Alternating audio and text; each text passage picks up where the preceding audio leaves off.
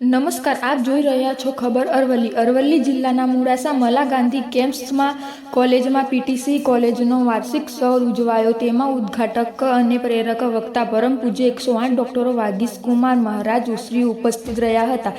જ્યારે ખાસ ઉપસ્થિતમાં ગોપાલ સ્નેક્સના માલિક દીપકભાઈ હદવાણી ઉપસ્થિત રહ્યા હતા. મંડળના પ્રમુખ મહેન્દ્રભાઈ શાહ, ઉપપ્રમુખ સુભાષભાઈ શાહ તથા મંત્રી જયેશ દોશી ઉપસ્થિત રહ્યા હતા. કોલેજના પ્રિન્સિપલ ડોક્ટર સંતોષ દેવકરે ઉપસ્થિત મહાનુભાવોનું શબ્દો દ્વારા સ્વાગત કરી મહેમાનોને આવકાર્યા હતા અને 19મા પુસ્તક વિમોચન બાવાશ્રીના હસ્તે કરવામાં આવ્યું હતું.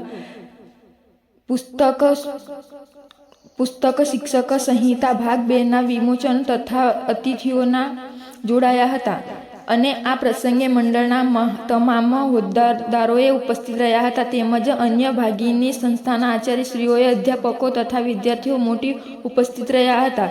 ખાસ ઉપસ્થિત ગોપાલ સ્નેક્સ માલિક અને સંચાલન બિપિનભાઈ હદવાણીઓએ પોતાના પ્રેરક પ્રવચનમાં પરિશ્રમ અને સંઘર્ષનો મહિમા કર્યો હતો. કોઈ પણ બિઝનેસને શૂન્યમાંથી સર્જન કરી એના મુકામ સુધી પહોંચવા પ્રામાણિક અને નિષ્ઠાની જરૂર પડે છે તેમ તેમણે જણાવ્યું હતું.